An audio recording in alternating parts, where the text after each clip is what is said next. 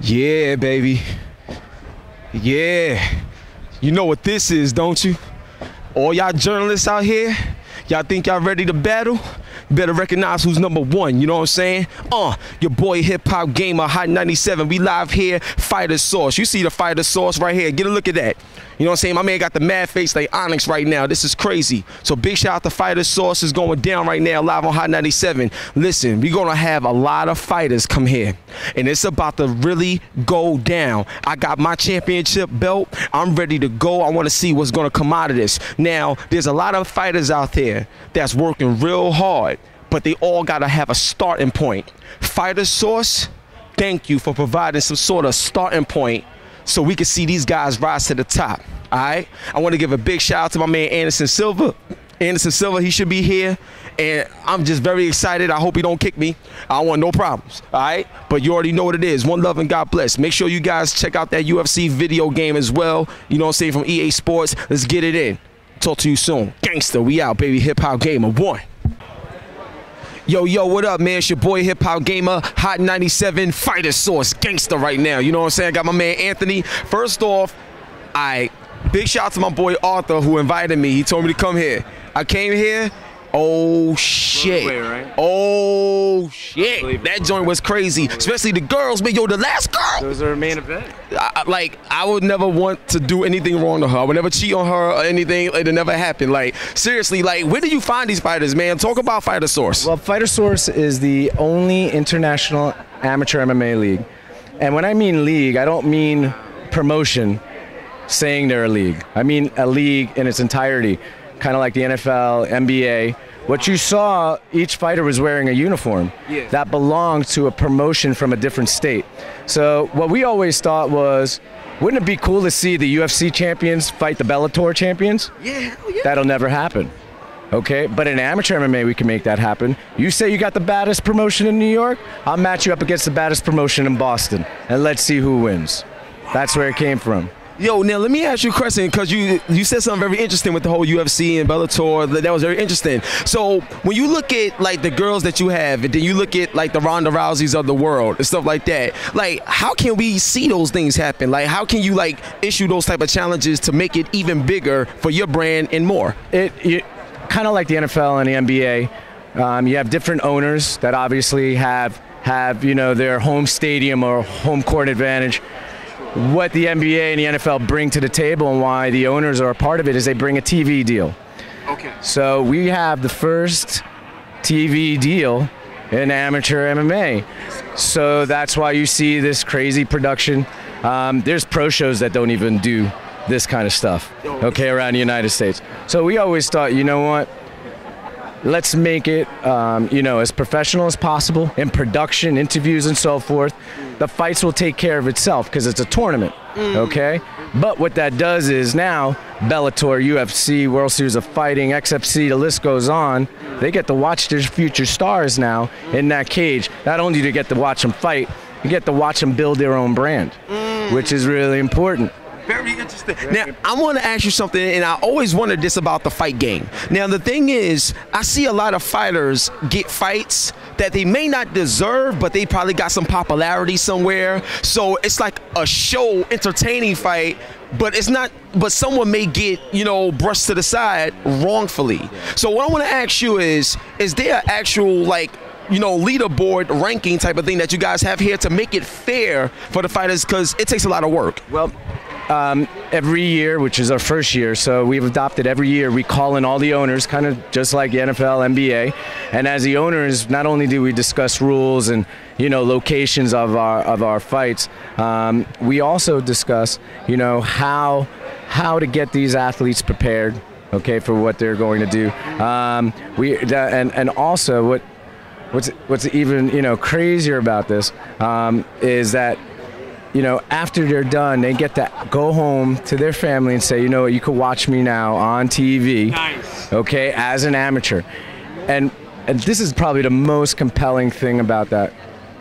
Not everybody could be a UFC fighter, but anybody could be an amateur fighter. Remember that. Now, one thing I love about what you just said is because your passion for this sport is so amazing that you really welcome everyone. It's like there's no discrimination factor. You know what I'm saying? How many promoters say they work with other promotions? Rarely none. Okay. How many promoters say they work with dozens of sanctioning bodies? Not too many. Fighterssource does that. Okay. What Fighterssource has done, which is absolutely unbelievable. Not only are we bringing promotions together to get the best possible talent for a U.S. team, okay, not only are they putting together the best talent, but at the same time, they're building a brand for their promotion as well, okay, kind of like the Miami Dolphins, kind of like the New York Jets, okay? So we always thought, you know what, fighters come and go, okay? I know I'm from New York. If I told you I have an MMA team fighting Boston, you gonna watch that? Hell yeah, I'm gonna watch that, son. Because New York can knock Boston out. I don't care, so let's get it popping. All right, go ahead. So all those things together, we knew we couldn't be a promotion anymore. Right. Okay? Because we weren't looking to compete anymore. I brought a team to Sweden 2 years ago, and we fought Team Sweden. We got our butts kicked. Wow. Okay? And what that showed me was that a amateur league, kind of like the Golden Gloves of boxing, was really needed in MMA, especially amateur sports, especially here in New York. Okay, people ask me why I come to New York. Well, one, it's my hometown. Okay, real recognized real. I was born here. Okay, raised here. I live in Miami now. The weather, just the weather, you know. Okay. Anyway, but the weather. But you know, when we put it together, we knew that fighters come and go, you know, Anderson Silva's, Ronda Rousey's, okay. After they're done, either retired or they get injured, promotion has to start all over again with a new fighter. What we thought was City Alliance, kind of like an NCAA football team, basketball team, and just like I said, you don't care who's fighting. If it's a New York team fighting Boston, you go and watch. You go and watch. You go and watch. And what that does is not only for the guys, but for the women, which the women's side of it, like you touched a little bit earlier, and I didn't really finish the question, but like Ronda Rousey. Ronda Rousey is the UFC right now, okay? And that's why you're seeing a lot of girl fights right now, okay?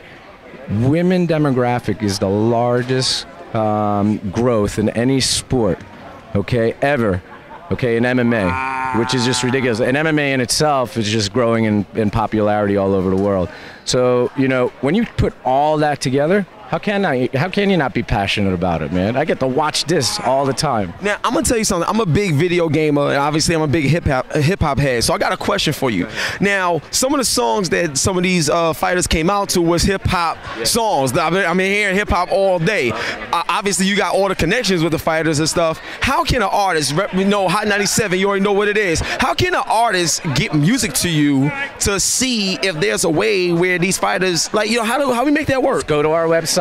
Email it to me, and that's no problem. I mean, I grew up, was born in the Bronx. Born in raised in the BX, the whole hip hop. Wait, you gotta hold the belt, please, if you don't mind. You gotta hold the hip hop gamer belt. He was born in the Bronx, kid. That's what I'm talking about. All right, cool. Go ahead. Born in the Bronx, so you know, to me, hip hop was, you know, invented in Bronx. I mean, that's it. People from Brooklyn would say something else. But anyway, I'm from Brooklyn, East New York, but I love it all.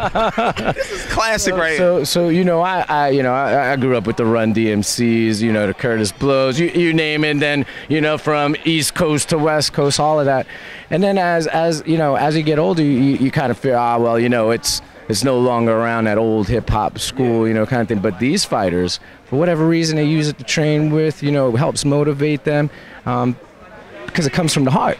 Thank you. It comes from the heart. So, I mean, how can you not respect that as a fighter coming in? Cool. That's your battle cry. I know a ton of people that really would love to get some music to you. You know what I'm saying? So we'll definitely talk. Now, 2 more questions for you. Now, obviously, that's the hip-hop side, but I'm a big gamer. You're holding a video game championship belt, actually, right now. You know what I'm saying? You got Mario on there, you got Master Chief, and you got Kratos from God of War. See, that's Master Chief, and this is Mario right there. So this is official. You know what I'm saying? Now, I've played like tons of video games. I got over 20,000 video games at my house. No lie, no bullshit. All right. Now, one of my favorite games right now is the UFC game, and they also came out with an amateur game called Supremacy a while back.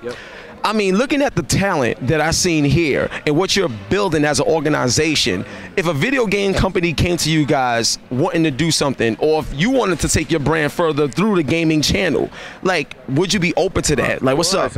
Of course. One of the things we saw building a league, unlike, say, like, you know, a USA Judo, USA Boxing, which is a federation, and most of them are non-for-profit, okay? They have a hard time raising money, which is the key component for these amateur athletes to travel and better their skills.